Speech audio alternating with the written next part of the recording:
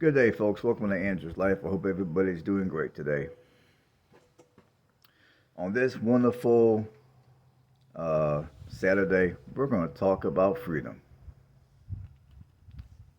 We're going to talk about real freedom.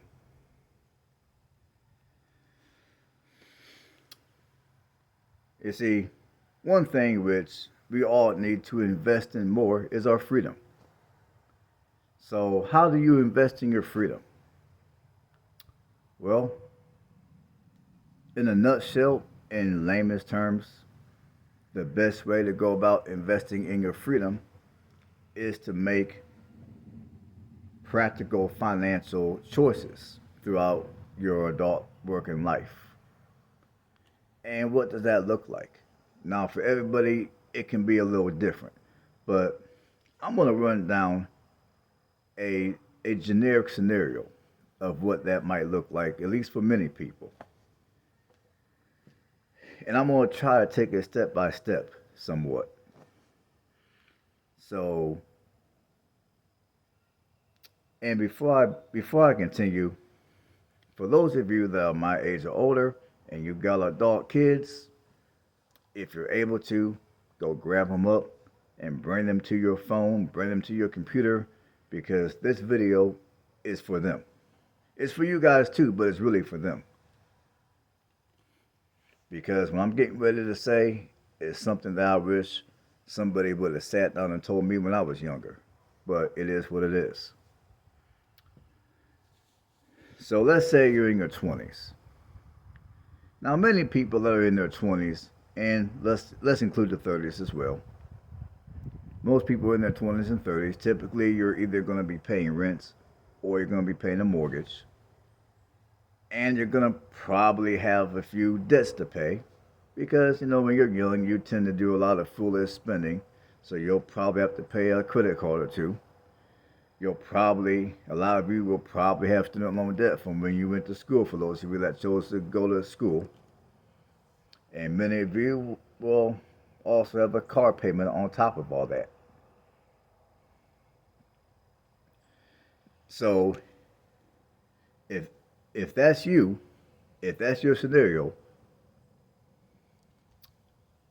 and you're in your 20s and 30s, what I would tell you is, and again, this is not financial advice. This is just, I guess, advice that I'm giving you guys to help you towards investing in your freedom. So, if you're in that scenario that I just described a second ago, the next thing, your goal is going to be to, first of all, get out of debt. So if you have any debts, like if you got student loan debt, get rid of your student loan debt. If you have credit card debts, get rid of those debts. Get rid of your get rid of your auto pay. Get rid of your automobile debt as well. So I would say the first thing you do is you get rid of all your debts. However which way you feel fit to get rid of all your debts, get rid of all your debts. And then once you get rid of all those debts, if you haven't already done so at that point, focus on purchasing a home and having it paid off within 15 years.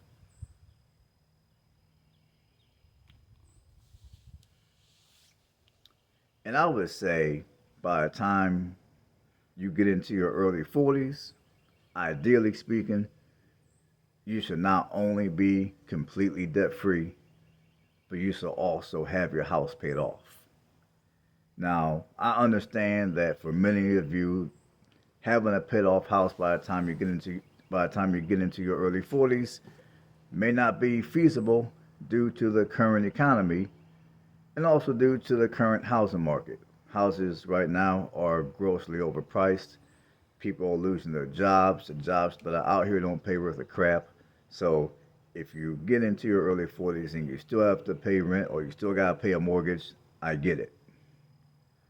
But if you can help it, Try to have a paid off house by the time you get into your early 40s. If you can't have a paid off house by the time you get into your early 40s, at least be debt free, with the exception of your mortgage and or your rents. And that's the goal you used to have by the time you get into your early 40s.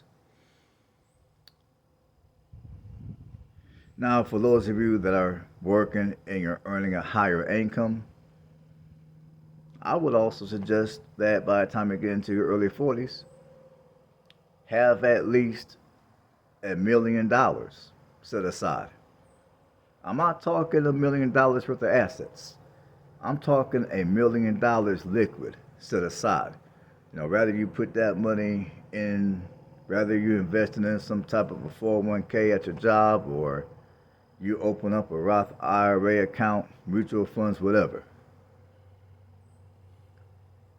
Try to have as close to $1 million as you can put away by the time you get into your early 40s. For those of you that are earning a higher level income.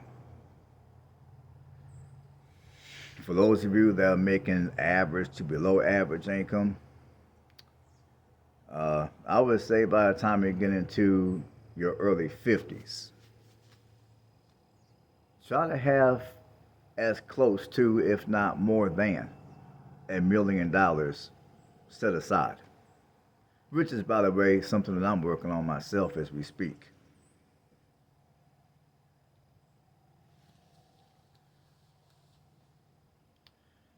In fact, I would say, if feasible, by the time you get into your early 50s, try to have enough money set aside to where you can quit your 9 to 5 job if you want to. And you can do stuff on the side. You can be in a position to where you work because you choose to work, not because you have to work. And again, I understand that the majority of us will never get to that point in our lives because when we were younger, we made bad financial choices, or for some of you, you may never get to that point because of the economy, because of the housing prices and such. But again, if you're able to get to the point by the time you get into your early 50s to where you have enough money set aside to where you can quit your regular job if you want to, and you can decide whether you're going to work. You're going to work because you want to, not because you have to. And that's a goal you want to achieve by the time you get into your early 50s. Or if you already know, like, if you're one of these people that when you were younger, you made bad financial choices, so you already know that you're going to have to work up until you qualify for Social Security, assuming that Social Security is going to be around by the time you get into your 60s or whatever the age might be at that point. At least by the time you get into your early 50s, at least have enough money set aside, if feasible, to where I don't want to give. I don't want to give you guys an amount to have set aside. I'm just going to tell you like this: have at least 20 years worth of money set aside. Like, rather it be in a Roth IRA, rather it be in mutual funds. Have, I would say, 20 to 30 years worth of money set aside. That way, if you choose to quit your job, you can quit your job. Or, well, let me back up. If you choose to quit your current job, or you choose to get out of your current career, you can get out of your current career. And maybe you can get yourself into another career or get yourself into another type of job. Maybe it's less stress, maybe it's less hours, maybe it might be less toll on your body for those of you that do physical labor type work like I do. I think you guys get the idea. Or at that point, if you have a business idea, you can quit your regular job and you can realize your business idea.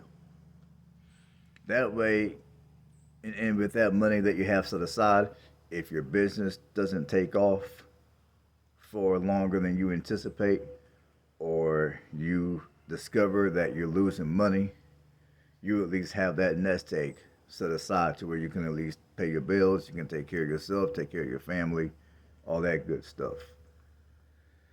And if you have to go back into the workforce and get you a regular job, you can, and you'll still be able to keep your home, your vehicles, and everything that worked for over the years for.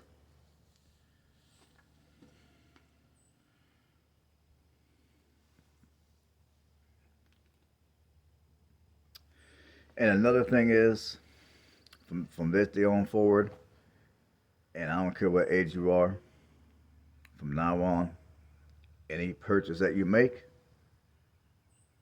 ask yourself one question: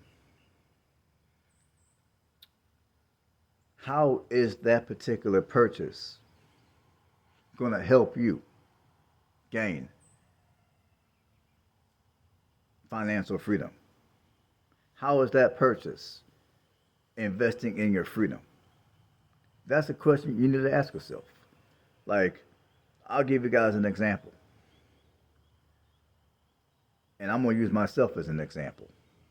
I know I knew when I purchased my house, eventually I would have it paid off. Therefore, I would no longer have to worry about paying rent. I would no longer have to worry about paying the mortgage because the house is paid off. I could then take that money and reinvest it in the other endeavors that could help me make money in some other type of way.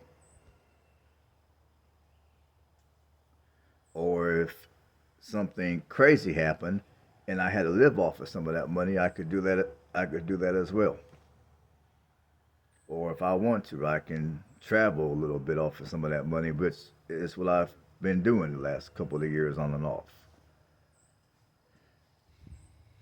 So I knew when I purchased my house back when I was up in Anderson, Indiana, looking, looking into the future, I knew what the benefits would be.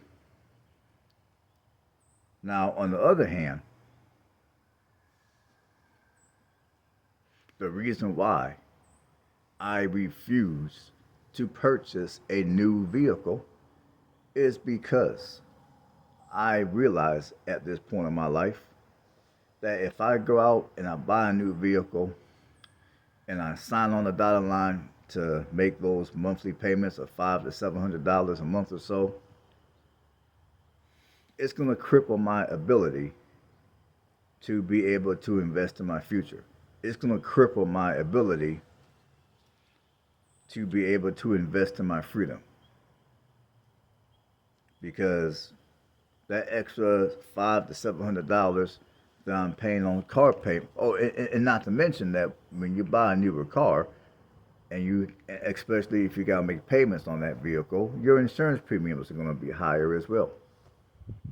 So, with all that combined, I knew if I were to purchase a new car, it would cripple my ability significantly to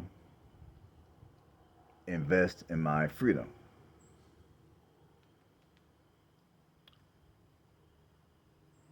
Hopefully I'm making sense. And that's all I got.